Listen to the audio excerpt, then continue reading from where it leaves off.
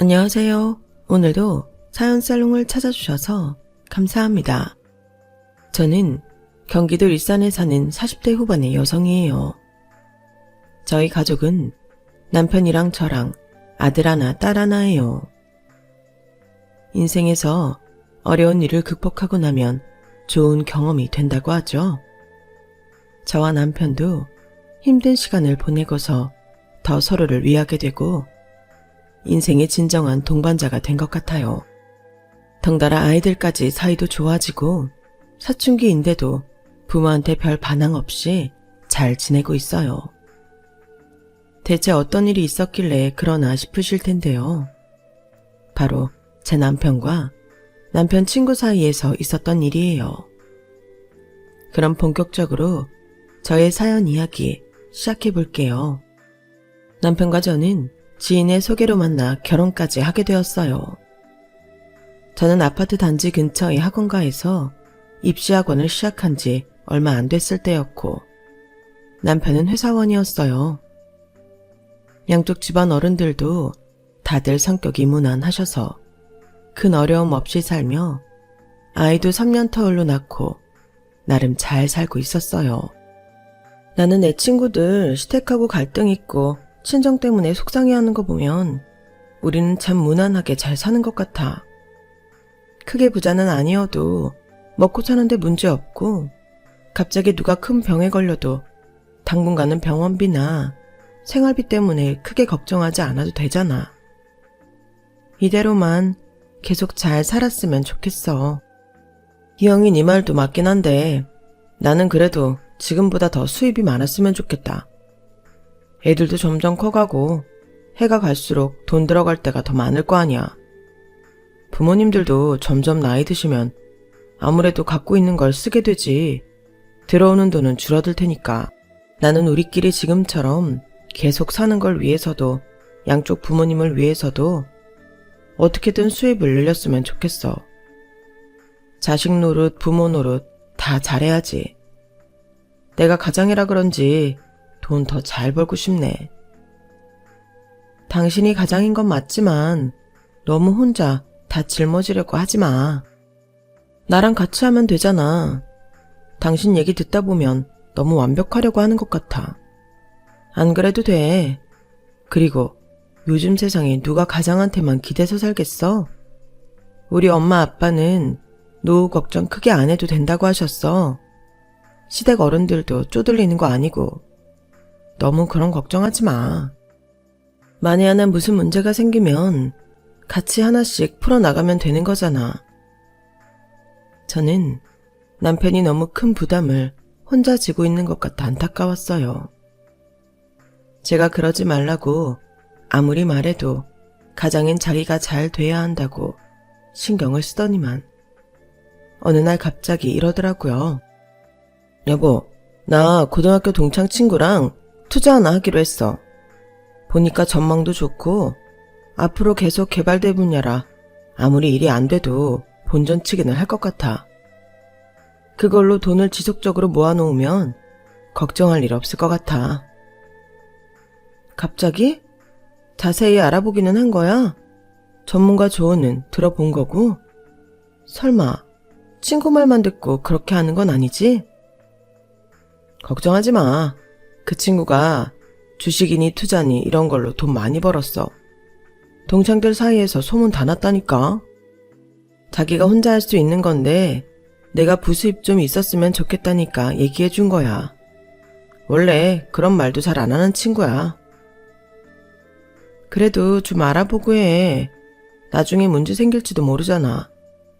사람을 너무 의심하는 건 안 좋지만 이런 일은 몇 번씩 확인해도 넘치지 않아. 일단 그 분야가 앞으로 계속 발전한다는 건 확인했어. 투자를 어떻게 하면 좋을지는 나도 알아볼게. 걱정하지 마. 너무 주저하고 계산만 하면 큰돈 못 버는 거랬어. 우리도 넉넉하게 살아봐야지. 앞에도 말씀드렸지만 저희는 결코 생활이 어렵지도 않았고 당장 큰 돈이 필요한 상황도 아니었어요. 남편은 많이 쌓아두어야 안심할 수 있다고 생각하는 것 같았어요. 물론 돈이 많으면 좋지 왜 안 좋겠어요. 그래도 너무 친구 말만 믿고 한 곳에 모든 걸 투자하는 건 좋은 방법 같지 않았네요. 하지만 제가 자꾸 투자를 신중하게 하라고 말하는 게 잔소리 같고 남편을 못 믿어주는 것처럼 느낄까봐 더는 말을 하지 못했어요. 남편은 그 친구라는 사람과 전화통화하는 일이 많아졌고 그러면서 사람이 전처럼 차분하지 않고 뭔가 붕 뜬 것 같았어요. 저는 계속 조마조마한 마음으로 그런 남편을 지켜보았는데 남편은 일이 잘 되어간다며 좋아하더라고요. 저는 제가 잘못 생각했나 보다 하고 남편이 저렇게 좋아하니 자기 하고 싶은 대로 하게 두자 싶었어요. 그런데 어느 날 일이 터지고 말았어요. 남편 친구가 사라진 거였어요. 그 친구가 없어졌다는 걸 알기 일주일쯤 전부터 남편은 좀 불안해 보였어요. 여보, 왜 그래? 무슨 일 있어? 괜찮아? 아니야, 별건 아니고 지금 투자한 회사가 연락이 잘 안 된다는 얘기를 들어서 친구가 확인해 보겠다고 했으니까 괜찮을 것 같아. 당신이 직접 알아보면 어때? 꼭 그 친구 거쳐서 알아봐야 되는 거야? 실은 나 그 투자처 사람 만나본 적 없어. 전부 친구한테 맡겼거든. 나한테 바쁘니까 신경 안 쓰게 해주겠다고 해서 고맙게 받아들였지. 남편의 말에 저는 다시 불안함이 올라왔어요. 그렇다고 어떻게 그런 식으로 일을 했냐고 다그칠 수도 없었어요. 남편이 너무 불안정해 보였거든요. 저는 나쁜 일이 생기지 않을 거라고 애써 불안과 두려움을 무시했어요. 하지만 결국 일이 터지고 말았어요. 남편 친구가 잠적해버린 거였어요. 그 사람은 휴대폰도 해지하고 집도 이미 다른 사람한테 팔아버리고 정말 거짓말처럼 사라져버렸어요. 남편과 함께 그 친구 집을 찾아갔는데 저희 말고도 당한 사람들이 더 있더라고요. 그날 저희가 만난 사람만 5명이었어요. 경찰에도 알아봤는데 저희처럼 당한 사람들은 나중에 잠적해버린 사람을 찾아도 돈을 되찾기 어렵다고 하더라고요. 물론 사기죄로 고소할 수는 있다고 했고요. 저도 그렇지만 이 일로 남편은 정말 큰 충격을 받았어요. 며칠씩 잠도 못 잤고 눈동자도 완전 멍해지고 넋이 나간 사람 같더라고요. 나는 정말 그 자식 믿었는데 그런 놈이 아닐 거라고 철석같이 믿었는데 내가 이렇게 바보였나? 여보, 당신도 내가 한심하지? 그렇지? 당신이 그렇게 잘 알아보라고 했는데 내가 그 자식한테 홀딱 넘어가서 돈 다 쓸어 넣었잖아. 아니, 어떻게 이렇게 내가 멍청한 짓을 했을까? 나 이것밖에 안 되는 사람이었나? 속이려고 작정한 사람을 누가 이겨. 간절한 사람 마음을 이용한 인간이 나쁜 거지. 당신이 잘못한 거 아니야. 물론 조금 더 내 말에 귀 기울여줬더라면 하는 마음도 있지. 근데 나는 돈보다 당신이 상처받은 게 더 안타깝고 힘들어. 그냥 빨리 털어내. 그래도 우리는 다른 사람들보다 좀 낫잖아. 내가 계속 벌고 있고 우리 힘들다고 하면 도와주실 부모님도 계시고 내가 평생 양쪽 집안 어른들 잘 모시고 우리 준혁이 서연이 고생 안 시키려고 어떻게든 돈을 불려놓으려고 한 건데 그런 내 마음이 욕심이었나? 아니 어떻게 그런 사람을 이용할 수 있지? 그 자식이 원래 그런 놈이었나? 남편 친구가 사라졌다는 말을 듣고 제 나름대로 남편 친구에 대해 알아봤는데 그 사람은 원래 넉살이 좋고 사람들한테 허풍을 잘 떤다고 하더라고요. 남편은 고등학교 같이 다닐 적에 그 친구 모습만 기억하고 본 모습을 알아보지 못했던 거였어요. 순수하고 착한 남편이 잘못했다고는 할 수 없는 노릇이었어요. 모든 사기가 그렇듯 사기를 친 사람이 나쁘지 당한 사람은 피해자니까요. 제가 수소문을 해서 그 친구 어머니를 찾아갔는데 재혼을 해서 고급 아파트에 살더라고요. 저는 완전 문전박대를 당했어요. 나 그 집안하고 인연 끊은 지 한참 됐으니 나한테 이러지 마요. 나랑 승우 연락도 안 하고 산지 얼마나 오래됐는데? 어머니, 제가 알아봤는데 몇 주 전까지만 해도 어머니랑 통화했다던데요. 주변 사람들이 전부 확인해 줬어요. 그래서 뭐 어쩌라고? 내가 그놈한테 사기치라고 사주라도 했어? 어쩔 거야. 나 돈 없어. 먹고 죽을 애도 없어. 또 찾아오기만 해? 그럼 경찰에 신고해버릴 테니까. 라며 문을 쾅 닫고 들어가더군요. 너무 화가 났지만 더 이상 제가 할 수 있는 일은 없었어요. 남편은 자책을 심하게 하며 술만 마셨고 회사도 정말 겨우 나가더라고요. 저는 조금은 강압적으로 그런 남편에게 휴직을 권했어요. 일단 쉬어. 당신은 지금 휴식하면서 몸도 마음도 회복해야 돼. 이러다가 진짜 일도 제대로 못한다니까. 벌써 일 제대로 못하고 있는 것 같아. 회사에서도 겨우 견디다 오는 거 아니야? 내 눈에는 다 보인다고. 그러니까 그렇게 억지로 버티지 마. 그러다 정말 망가져. 내 말대로 일단 쉬어. 나 돈 벌잖아. 요즘 학생들도 많이 늘어서 전보다 수입도 늘었어. 당신 나 믿지? 그러니까 제발 나 믿고 좀 쉬자. 그렇게 겨우 남편을 집에 앉혀놓고 저는 더욱 학원 일에 매진했어요. 저도 열심히 노력했지만 운이 좋았는지 실력 있는 강사들이 들어오면서 학생이 점점 많아졌고, 저는 다른 지역의 아파트 단지에 있는 학원 건물에 분원을 내게 되었어요.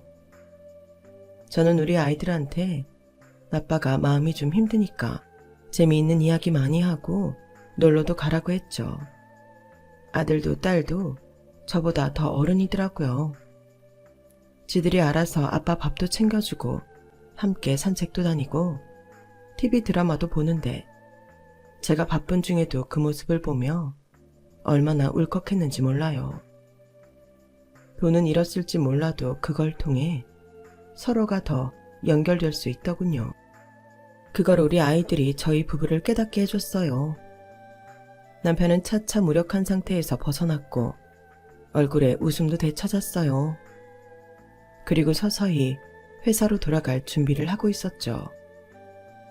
남편이 복직 시기를 회사에 알리고 생활 습관을 다시 회사 생활 때처럼 바꿔가던 즈음이었어요. 밤 늦게까지 학원 일을 하고 집에 온 저에게 남편이 말했어요. 여보, 우리 부서 담당 김이사님이 얼마 전 회사를 차려서 나갔는데 나한테 유럽 쪽 판로를 물어보셔서 여기저기 연결을 좀 해드렸거든. 근데 그게 일이 잘 돼서 몇 건이나 계약을 하셨대. 나더러 와서 같이 일을 좀 해달라고 하시네. 기본 연봉도 전에 회사보다 1.3배 높고 인센티브도 있대. 김 이사님이 우리 회사랑 연결고리도 튼튼하시고 무엇보다 자금 조달이 잘 되는 분이긴 한데 옮길까? 라며 남편이 저의 눈치를 살피더라고요. 고등학교 동창의 말이 속아 투자를 결정할 때 제가 말리는데도 독단적으로 결정했던 것과는 달랐어요. 그리고 또다시 속을까봐 불안해하는 느낌도 있었고요. 하지만 그 이사님이라면 저도 몇 번 배웠고 허튼 일을 안 하실 분이라는 걸 알고 있었어요. 저 나름대로 사업이라면 사업일 수 있는 학원 운영을 하잖아요. 그러다 보니 많은 사람을 상대하면서 보는 눈이 좀 생겼다고 할까요? 진실되고 좋은 사람은 인상에서 풍기는 게 달랐는데 그 이사님이 그랬어요. 그래? 김 이사님이라면 믿을만 하잖아. 연봉도 더 주고 인센티브도 있다는데 뭘 주저해. 당신이 들어가기 전에 벌써 회사에 좋은 일도 해줬네. 그럼 그거에 대한 보상도 있을 거 아니겠어? 한번 도전해봐. 그런데 이번에도 사람 믿고 했다가 또 배신당하면 어쩌지? 이제는 아무리 잘 아는 사람이어도 겁부터 난다. 정, 그러면 그 회사에 대해 좀 더 알아봐. 이사님하고 친한 사람들 말고 객관적으로 평가해 줄 수 있는 사람들 쪽에 알아보면 더 정확할 것 같은데, 이것도 순전히 내 감이기는 하지만 김 이사님 회사 홈페이지랑 스마트 스토어 봤는데 뭐 어설픈 회사로 안 보였어. 겉만 화려한 게 아니라 내용이 충실하더라고. 나쁘지는 않을 것 같은데 당신이 정 마음 못 놓겠으면 한번 알아봐. 남편은 제 말대로 그 회사에 대해 좀 더 알아봤어요. 아무리 나쁘게 말하는 사람도 회사 자체가 껍데기뿐이라는 말은 안 하는 걸 보고 남편은 이직을 결정했죠. 남편이 첫 출근을 하던 날, 저희 가족은 치킨과 피자 파티를 열었어요. 아이들이 중심이 돼서요. 아들 녀석이 남편이 오자마자 폭죽을 터뜨렸어요. 아빠, 출근 축하. 아빠 이제 다시 고생길 열렸네. 그래도 아빠가 회사 가니까 좋다. 그러자 딸아이도 한마디 하더군요. 이게 뭐가 고생길이야. 아빠가 잘할 수 있는 일 하는 거랬어. 그치 아빠? 그러면 고생길 아니지. 그래, 아빠 고생길 가는 거 아니야. 월급도 더 많이 받고 일 잘하면 돈도 더 많이 주는 좋은 길 가는 거야. 니들이 아빠가 맨날 집에서 누워있어서 답답했을 텐데 잘 견뎌줘서 고맙다. 여보, 당신도 고마워. 당신이 돈 벌면서 나 편히 쉴 수 있게 해주지 않았으면 이렇게 다시 출근하는 거 상상도 못했을 거야. 그것도 더 좋은 조건의 회사로 가면서 말이야. 헤이, 별말을 다 하네. 우리 가족이잖아. 운명 공동체. 당연한 걸 갖고 뭘 그래. 라고 말하는 제 목소리가 막 떨리더니 눈물이 쏟아지더군요. 주책 맞다 싶었지만 남편의 위로와 아이들이 신나서 떠드는 소리가 너무 감동이었어요. 남편이 회사를 나가면서 저희 집은 전보다 더 활기도 넘치고 안정적으로 변해갔어요. 확실히 집안 식구들이 모두 제 할 일을 잘하고 아프지 않으니 분위기가 좋아지더라고요. 남편은 회사 업무 특성상 해외 출장을 많이 다니게 됐어요. 직접 산지에 가서 물건을 보고 그게 얼마나 구매력이 있을지도 보더라고요. 가끔 저한테 여성들은 어떤 걸 더 많이 사는지도 물어보고요. 남편은 일하지 못했던 시간들을 보상받으려는 것처럼 밤낮 가리지 않고 뛰어다녔어요. 몸이 상할까봐 걱정이 될 정도로요. 여보, 너무 몸 갈아서 일하는 거 아니야? 회사에서 그렇게 일하래? 아무리 탄탄한 회사여도 대기업이 아니라서 그런가? 일을 너무 시키는 것 같네. 아니야, 내가 좋아서 하는 거야. 그리고 내가 잃은 돈이 좀 많아.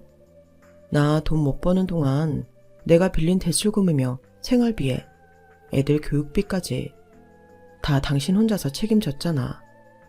그러느라 적금도 몇 개 깬 거 내가 다 알아. 내가 다시 채워야지. 그러려면 전보다 더 많이 노력해야 되니까 하는 거야. 그래도 잠도 못 자면서 너무 고생하잖아. 그러다 또 큰일 나. 건강 잃으면 다 잃는 거라는 말 몰라? 우리 집 아직 괜찮아. 적금 깼던 거? 그거 꼭 필요하지 않은 거니까 깼던 거고. 당신이 원래 회사에서 받기로 한 연봉만 받아도 우리 빚 갚아 나갈 수 있어. 나는 당신이 건강했으면 좋겠지. 돈 더 벌자고 힘들고 못 망가지는 거 싫어. 남편은 너무 책임감이 강했기 때문에 사기도 당했고 그로 인한 자책도 컸던 것 같아요. 그래서 또 자기가 손해본 거 메꿔보겠다고 지나치게 열심히 일을 했고요. 제가 극구 말리자 남편은 알겠다며 밤을 새우지는 않더라고요. 그래도 다른 사람의 배는 일을 했던 것 같아요. 그렇게 3년 정도 지나고 나니 남편은 회사에서 간부급으로 승진을 했어요. 물론 연봉도 더 많아졌고요. 남편은 자신이 대출받았던 것들을 모두 기간보다 일찍 갚아갔어요. 와, 진짜 당신 내 남편이지만 너무 대단해.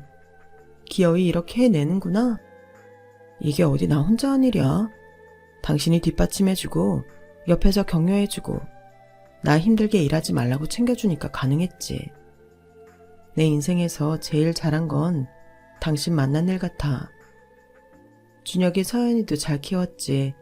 내 뒤치다거리 다 해줬지. 진짜 나처럼 복받은 남자가 또 어디 있냐? 정말 고마워 여보. 그동안 고생 많았지. 나도 이제 전처럼 욕심 부리지 않고 갖고 있는 거 감사하면서 살게. 남편한테 고생했다, 고맙다 이런 말 들으니 그동안 쌓였던 피로와 스트레스가 전부 다 풀리더라고요. 남편이 사기를 당하고 실에 빠져 있다가 다시 원래 상태로 돌아가기까지 걸린 시간은 5년을 넘어 6년이 되어갔어요. 시부모님도 친정부모님한테도 이제는 말할 수 있게 되었죠. 저희가 그동안 어떤 일이 있었는지 한마디도 하지 않았는데요. 연로하신 분들 충격이라도 받아서 혹시 건강에 문제라도 생길까봐 그랬거든요. 근데 저희끼리만 그 짐을 떠안고 낑낑댔다며 속상해 하시더라고요. 특히 친정엄마가 저한테 다시는 이러지 말라고 하셨어요. 진인이가 부모 걱정 안 끼치는 애라는 거 알았지만 이런 거는 문제가 다르잖아. 네 학원이라도 잘 돼서 가족들이 먹고 살았으니 망정이지. 아니었으면 어쩌려고 그랬어. 김서방도 고생 많았지만 나는 내 새끼가 그거 혼자 다 떠안고 힘들었을 생각하니 억장이 무너진다 이거사. 앞으로 그런 일 있으면 말을 해. 엄마 속 터져 죽어. 네 엄마 말이 맞다지니야. 그런 큰 문제가 생겼으면 부모한테 알리는 게 도리 아니냐? 아빠도 섭섭하구나. 우리가 그런 줄도 모르며 생일 때며 어버이날, 명절날 니들한테 받았던 거 생각하니 마음이 아프구나. 오히려 우리가 니들한테 뭘 해줬어야 하는 거잖아. 아, 이래서 내가 엄마 아빠한테 끝까지 말 안 하려고 했는데 어쩌다 말이 나와버렸네. 우리 괜찮았어. 내가 못 견딜 것 같았으면 엄마 아빠한테 말했지. 안 그래? 그러지 않았으니까 내 힘으로 잘 넘어간 거야. 그런 거 갖고 뭘 섭섭하다고 그래. 잘 해결돼서 다행인 건데. 우리가 감당 못하고 부모님한테 손 벌렸어 봐. 정말 그게 좋아? 좋은 쪽으로 생각하자고. 나는 그래도 양쪽 부모님한테 명절 때마다 섭섭하지 않게 해드릴 수 있어서 좋았어. 친정 부모님뿐 아니라 시부모님도 우리를 도와주지 못했다며 어떻게 온 가족이 그렇게 입이 무겁냐며 속상해 하셨어요.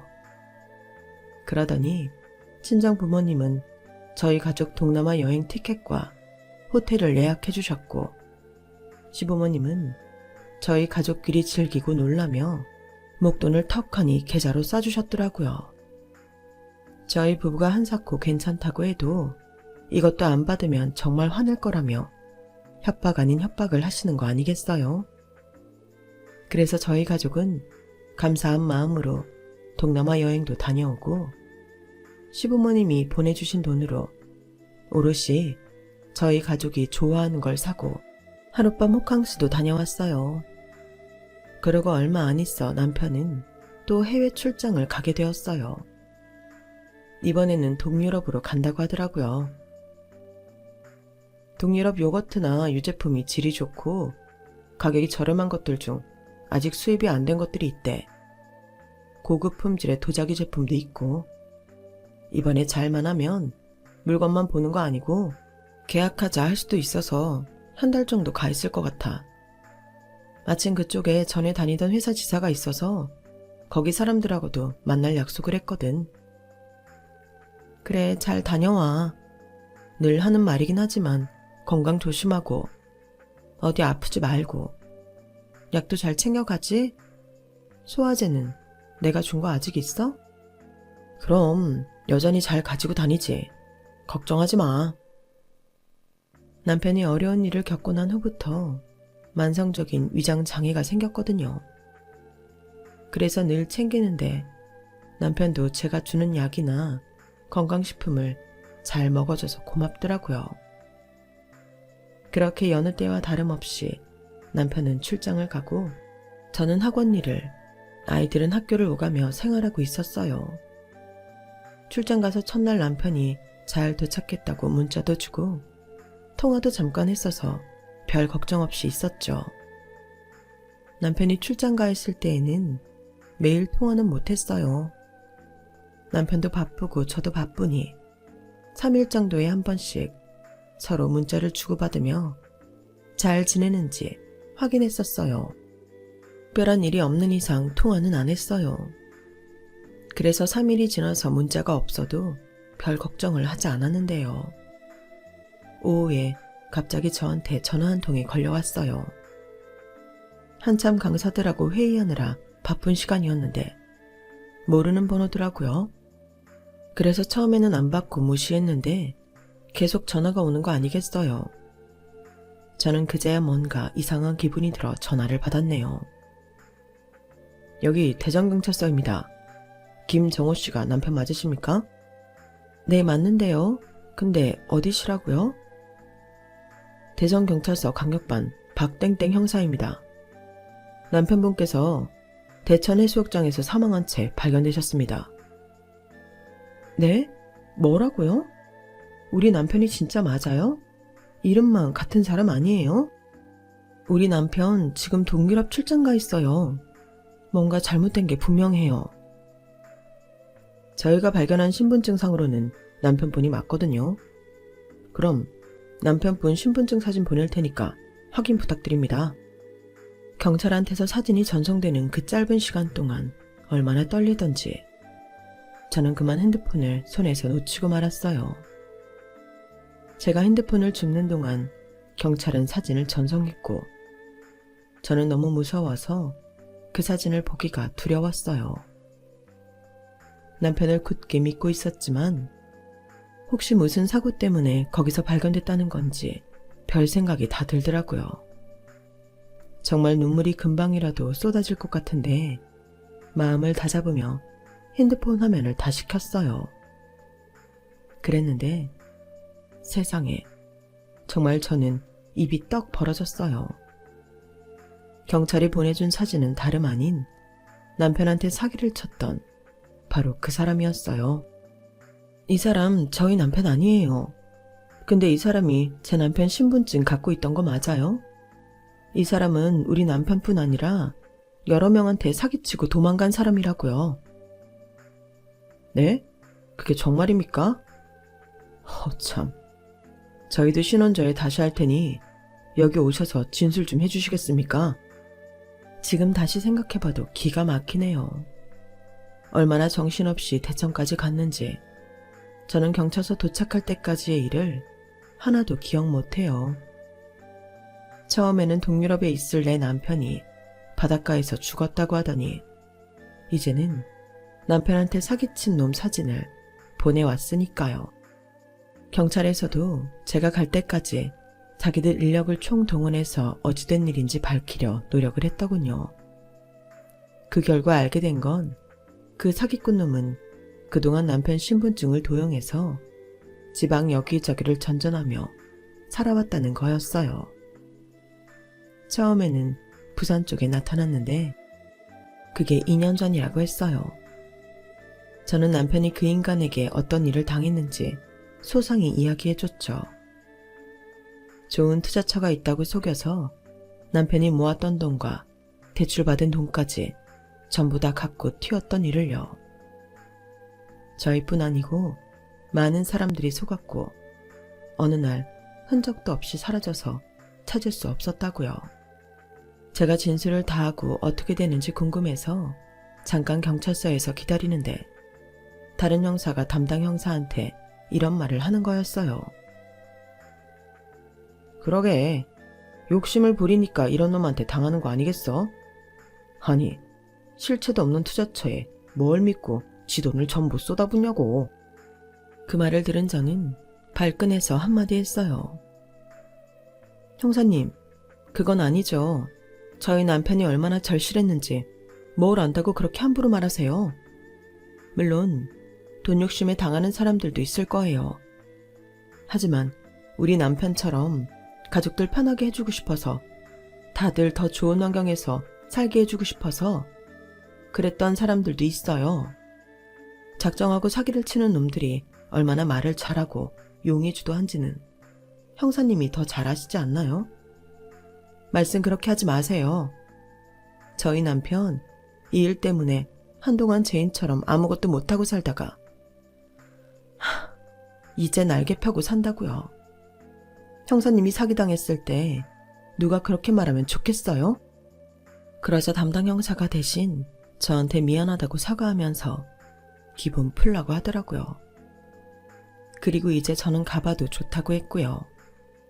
하지만 남편의 신분증이 도용당했기 때문에 남편이 출장에서 돌아오면 경찰에 한번 출석해야 한다고 했어요. 그 말도 아주 정중히 해줘서 그나마 마음이 좀 풀렸어요.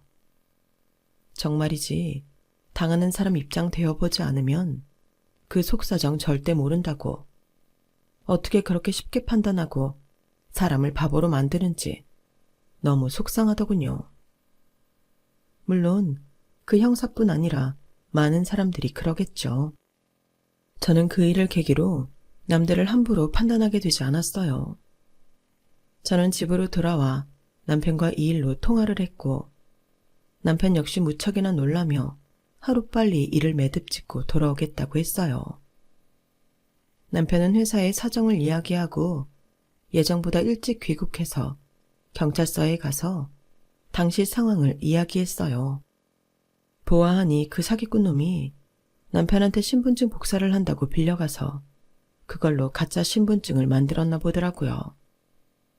그 신분증을 만들어준 사람까지 찾아내서 붙잡아 온 걸 보니 경찰들도 대단하다 싶었어요.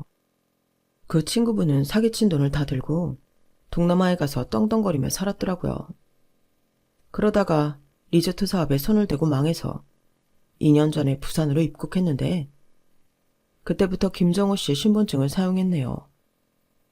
처음에는 부산에 있는 작은 식당을 인수했다가 그것도 잘 안 돼서 접고, 그 다음부터는 지방 여기저기를 전전했군요. 그러다가 대천에서 술을 잔뜩 마시고 추운 데서 자다가 심장마비로 사망했고요. 아버지가 대천에 사시네요. 그 어머니라는 사람은 아예 연락도 되지 않는다고 했어요.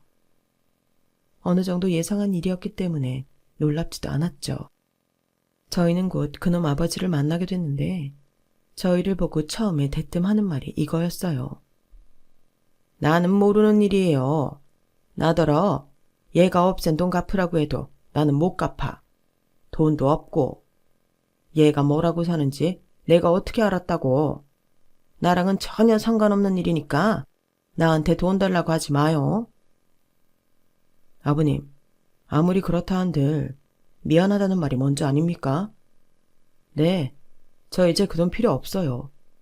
저희 힘으로 그동안 빚진 거 다 갚고 이제 여유 갖고 살게 됐거든요.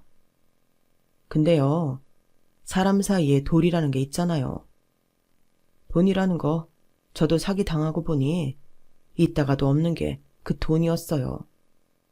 승우 그 자식도 그딴 것 때문에 저렇게 됐잖아요. 그럼 아버님이라도 먼저 미안하다고 하셔야 되는 거 아니에요? 남편은 씁쓸한 표정으로 이렇게 말하고 제 손을 잡고 돌아섰어요. 제 마음도 착잡하고 참 안 좋더라고요. 남편 말대로 돈보다 더 중요한 게 뭔지 그 사기꾼이나 사기꾼 아버지나 똑같이 모르는 것 같았어요. 물론 돈 중요하죠. 하지만 사람 사이에 도리와 신뢰가 더 중요하다는 걸 저와 남편은 정말 절실히 깨닫게 되었네요. 결국 우리는 사람들하고의 신뢰를 저버리지 않아서 다시 일어설 수 있었던 것 같아. 당신이 주변 사람들한테 잘하고 성실했으니까. 당신 공이 더 크지.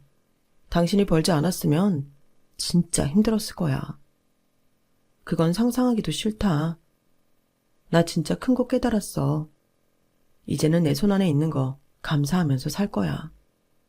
더 좋은 환경에서 편하게 살아보겠다고 아등바등 하지 않을래. 그러고 싶다는 마음이 있으면 어차피 언젠가 그렇게 되지 않겠어? 와, 당신 도 닦은 것 같다. 맞아. 우리가 마음에 두고 있으면 언젠가 다 되겠지. 일부러 죽을 둥 살둥하지 않아도 말이야. 저희 부부는 그 일을 겪고 나서 마음 내려놓고 흘러가는 대로 맡기게 된 것 같아요. 그러니까 오히려 안 될 것 같던 일들도 잘 풀릴 때도 있었어요. 또 일이 뜻대로 되지 않더라도 우리가 할 일이 아니었다고 받아들이게 되었고요. 저희가 마음이 편하니 아이들도 사춘기임에도 저희와 큰 갈등 없이 잘 지나가는 것 같아요. 인생사 세옹지마라고 하던가요. 좋은 일이 나쁜 일이 되고 또 나쁜 일이 좋은 일이 되기도 한다잖아요. 저는 정말 그런 것 같다는 생각이 들어요. 중요한 건 제 마음이 아니겠는가 하고 뭐든 긍정적으로 보려고 노력하고 있어요. 제 긴 이야기 들어주셔서 감사해요. 여러분들도 언제든 마음에 행복이 가득하시길 바라며 들어주신 분들 다들 건강하세요. 여러분, 사연 댓글에 응원과 현명한 조언 부탁드려요. 좋아요와 구독은 저에게 큰 힘이 됩니다. 오늘도 좋은 일 가득하세요.